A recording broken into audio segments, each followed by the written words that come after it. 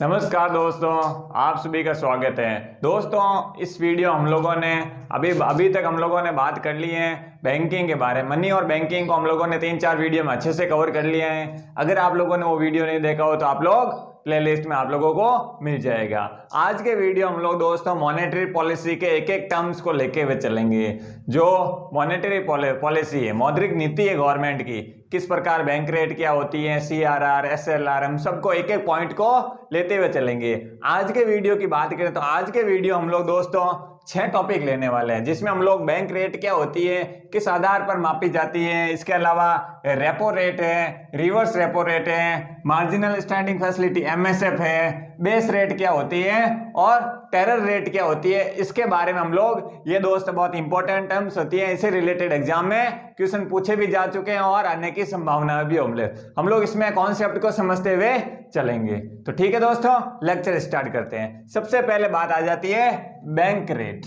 जो बैंक दर है, हिंदी में बोले तो बैंक दर या बैंक रेट होती है, इसका क्या मतलब है? इसका मतलब ये होता है RBI वाणिज्य बैंक और लॉन्ग टर्म। मतलब RBI क्या करता है, वाणिज्य बैंकों को जिस ब्याज दर पर, मतलब लॉन्ग टर्म लोन के लिए जिस ब्याज दर का उपयोग कर रहा है, उसे हम लोग क्या कहते हैं, बैंक दर पर। सिंपल सी भाषा में कहें तो RBI होती है जो वाणिज्यिक बैंक, कॉमर्शियल बैंकों को क्या करती है, जिस ब्याज दर पर लोन देती है, जिस ब्याज दर पर RBI कॉमर्शियल बैंकों को लोन देती है, उसे हम लोग क्या कहेंगे, उसे हम लोग बैंक दर कहेंगे। जिस दर पर, ठीक है ना, जिस दर पर या जिस बैंक रेट पर जो लोन देती है, ठीक है ना। इसमें क्या होता है, सिक्योरिटी जमा की जरूरत नहीं होती है, इसमें सिक्योरिटी जमा कराने की जरूरत नहीं होती है, भाई ये जमा कराओ तभी आप लोगों को पैसे मिलेंगे। इसमें RBI के पास बैंकों को कुछ भी जमा कराने की जरूरत नहीं है।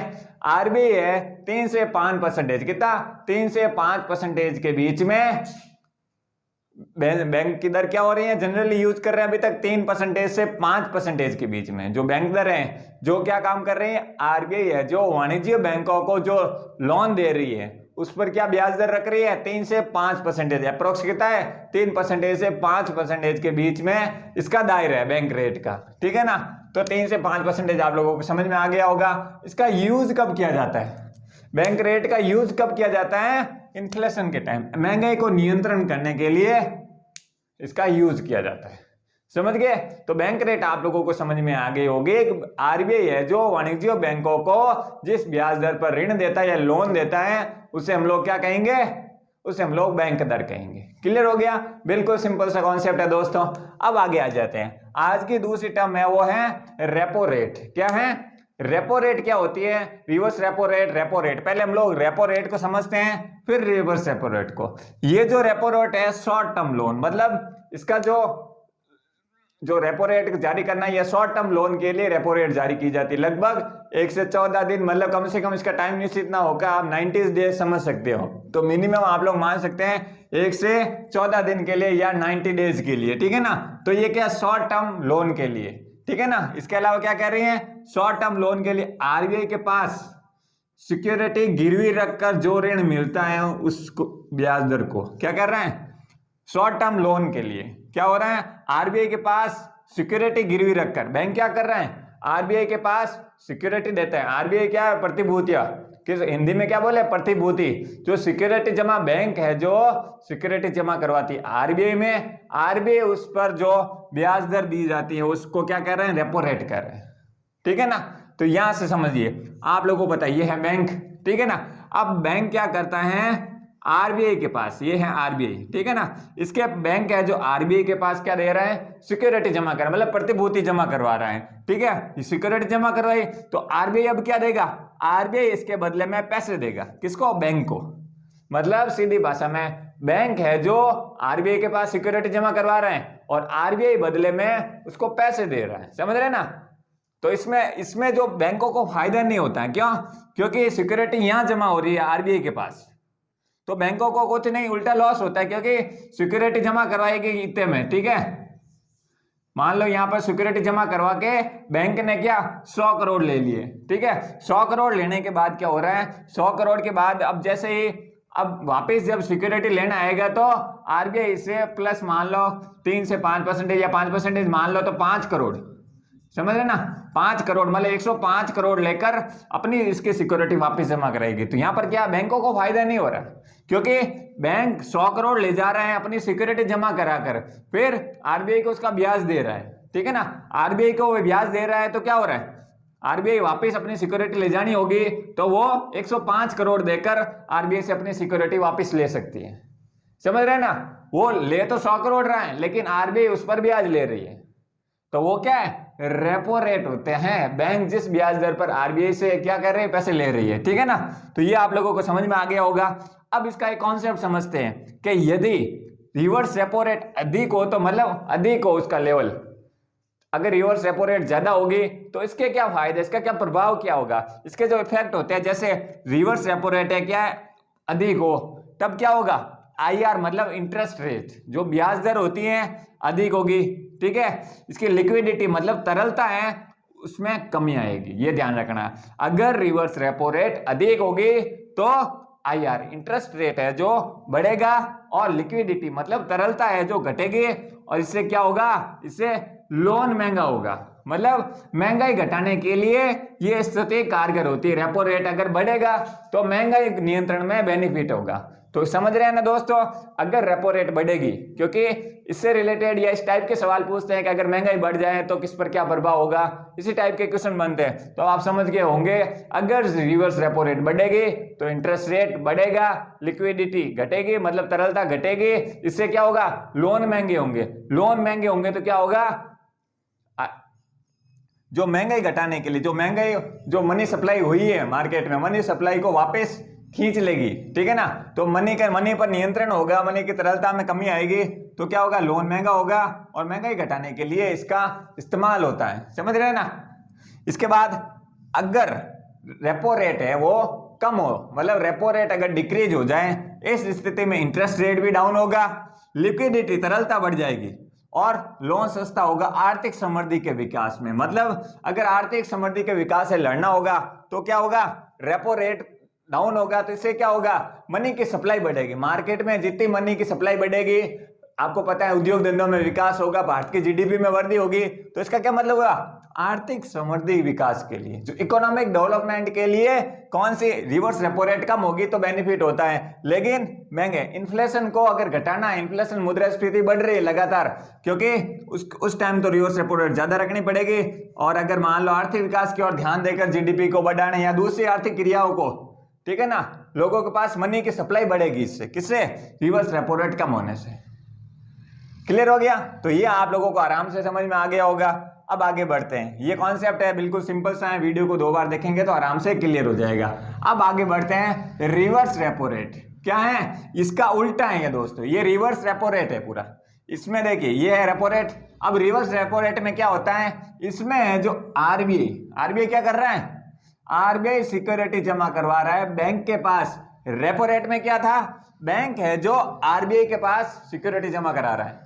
क्लियर हो गया, बैंक कहां पर, आरबीआई के पास सिक्योरिटी जमा कराया था, तो बैंक क्या कर रहा है, बैंक के पास जमा हो गई तो बैंक अब पैसे ट्रांसफर करेगा आरबीआई को। समझ रहे हैं ना।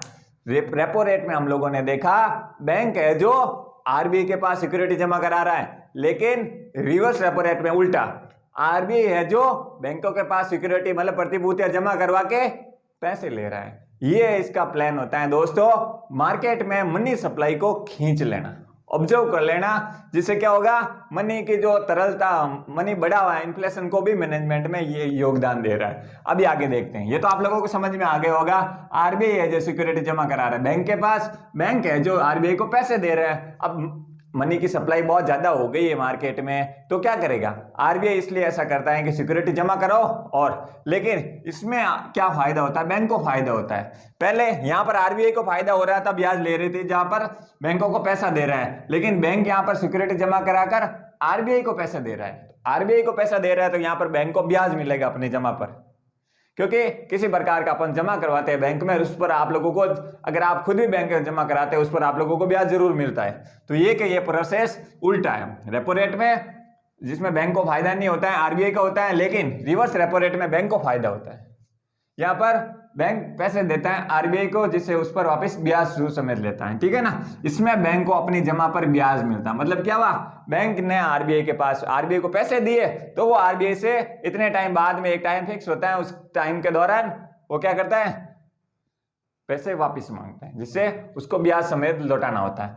अब बात आ जाती है रिवर्स रेपो रेट अगर कम हो, समझ रहे ना, ये शायद मैंने उल्टा लगा दिया है। अगर रिवर्स रेपो रेट अधिक हो, ठीक है ना, अगर रिवर्स रेपो रेट अधिक हो, ये अधिक का साइन बता दे, ठीक है ना। अगर reverse repo rate, triple R का मतलब क्या है, रिवर्स रेपो रेट, ठीक है ना, ये आप लोग समझ गए होंगे। जो रिवर्स रेपो रेट यदि अधिक होगी, मतलब रिवर्स रेपो रेट अधिक होगी तो क्या होगा, लिक्विडिटी, LIQ का मतलब मैंने लिक्विडिटी से रखा, लिक्विडिटी मतलब तरलता, तरलता में कमी आएगी।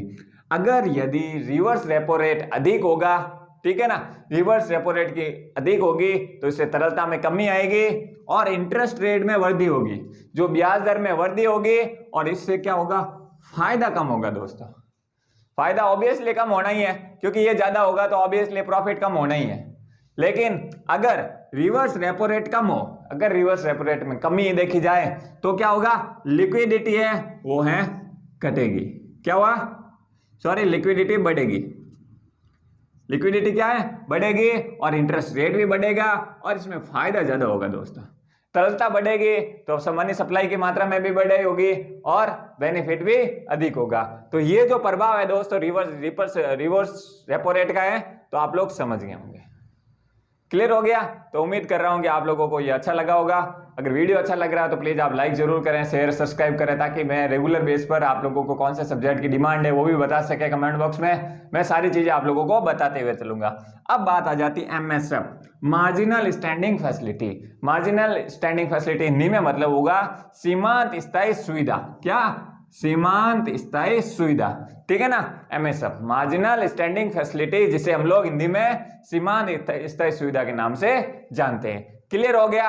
MSF की जो घोषणा हुई, मतलब कब से स्टार्ट हुआ, 2011 से, ये जनरल है, ठीक है ना। अब बात आ जाती है जो MSF का मतलब क्या होता है। इसमें वन डे नाइट, मतलब आपात स्थिति में एक दिन रात के लिए पैसा लिया जाता है, समझ रहे हैं ना। आपात स्थिति में, आपात स्थिति में सिर्फ एक दिन रात के लिए ये पूरा कॉन्ट्रैक्ट होता है, जिसमें पैसे लिया जाता है बैंकों द्वारा। ऋण लेने के लिए SLR के अंतर्गत रखी सिक्योरिटी का प्रयोग कर सकती है। SLR और CRR अभी हम लोग कुछ समय अगले वीडियो में जरूर पढ़ेंगे, ठीक है ना। ये MSF की जो सुविधा होती है वो होती है अनुसूचित बैंकों को और सहकारी बैंक इसका यूज कर सकते हैं। ये सभी के लिए नहीं है दोस्तों, ये ध्यान रखना। एक दिन रात के लिए इमरजेंसी आपात स्थिति में MSF का प्रयोग करके NDTL का 2% अपने जमा का 2% यूज कर सकते हैं। तो ये आप लोगों को MSF आराम से समझ में आ गया होगा। अब आगे बढ़ते हैं। अब बात आ जाती है बेस रेट। ये बेस रेट क्या होती है? आधार रेट होती है ना, आधार मतलब ये होता है, ये आधार रेट होती है, ठीक है ना। ये एक आधार लाइन है, इसके ऊपर नीचे मतलब नीचे कुछ नहीं हो सकता। ये मिनिमम रेट है, मतलब आधार रेखा है जो, या बैंक रेट है या आधार रेट है, ठीक है ना। अब इसका मतलब हुआ कि आधार रेट की स्थापना कब हुई, मतलब कब से स्टार्ट हुआ, 2010 से दीपक मोहंती समिति की सिफारिश पर आधार रेट को बैंकों पर अप्लाई किया गया था, ठीक है ना। इसमें क्या हो गया, बैंकों को स्वस्थ प्रतियोगिता को बढ़ावा देना, मतलब बैंकों को एक अच्छी प्रतियोगिता जिस पर किसी को जरूरत से ज्यादा लॉस नहीं हो, ये ध्यान रखना। एक मिनिमम क्राइटेरिया जोन क्रिएट किया गया, इससे नीचे नहीं रखा जा सका, मतलब बेस रेट को इससे नीचे, मतलब जितनी भी डिसाइड की गई है बैंकों के लिए, उससे नीचे बेस रेट को कम नहीं रखा जा सकता किसी भी बैंक द्वारा। हर बैंक की कोई ना कोई एक बेस रेट होती है, तो ये आप लोगों को समझ रहे हैं। एक आधार रेट होती है, मतलब मिनिमम रेट होती है, जिससे नीचे बैंकों द्वारा नहीं रखा जा सकता। क्लियर हो गया? अब आगे बढ़ते हैं। अब आज का अंतिम टॉपिक है टेरर रेट। टेरर रेट का मतलब हो गया, टेरर दर बोल सकते हैं, रेट बोल सकते हैं, ठीक है ना। तो टेरर रेट का मतलब हो गया बैंकों द्वारा ग्राहकों को आकर्षित करने के लिए शुरू में निम्न ब्याज दर भविष्य में बढ़ा देते हैं। अब आप लोग समझ गए, टेरर रेट का मतलब ये होगा बैंक क्या करते हैं, या कोई भी कंपनी या किसी प्रकार के, आज लोग आजकल तो बहुत ज्यादा ही बढ़ा हुआ है, चाहे ऑनलाइन में आप लोग देखेंगे तो शुरुआत में क्या करते हैं, बिल्कुल आप लोगों को फुल डिस्काउंट देते हैं, ताकि आप लोग सब उससे कस्टमर से जुड़ जाए, एज ए कस्टमर बनकर उस कंपनी से या उस बैंक से जुड़ जाए। आप लोगों को स्टार्टिंग में बेनिफिट होता है बहुत, लेकिन भविष्य में क्या होता है, उसको बढ़ा दिया जाता है। भविष्य में क्या हो रहा है, उसको बढ़ा दिया जाता है, मतलब ये स्थिर न रख, ये टेरर की स्थिति होती है। शुरुआत में आपको लाभ देकर, मतलब आप लोगों को लोक लुभावन वाली ब्याज दरें रखकर आप लोगों को आकर्षित करेंगे। आप लोग देख सकते हैं जियो है तो धीरे धीरे, ये एयरटेल है, कोई भी कंपनियों में देखो पहले क्या स्थिति थी अब क्या है, तो ये टेरर स्थिति में आप लोग कह सकते हैं। अभी हम लोग बैंक से रिलेटेड पढ़ रहे हैं तो आप लोग समझ सकते हैं बैंकों द्वारा ग्राहकों को आकर्षित करने के लिए, शुरुआत में आकर्षित करने के लिए क्या, शुरू में ब्याज दर कम रखते हैं, फिर धीरे धीरे बढ़ाना स्टार्ट कर देते हैं भविष्य में, तो ये एक प्रकार की टेरर रेट है। तो ठीक है दोस्तों, उम्मीद कर रहा हूं कि आप लोगों को वीडियो अच्छा लगा तो प्लीज आप लाइक करें, शेयर करें, सब्सक्राइब करें। थैंक यू दोस्तों।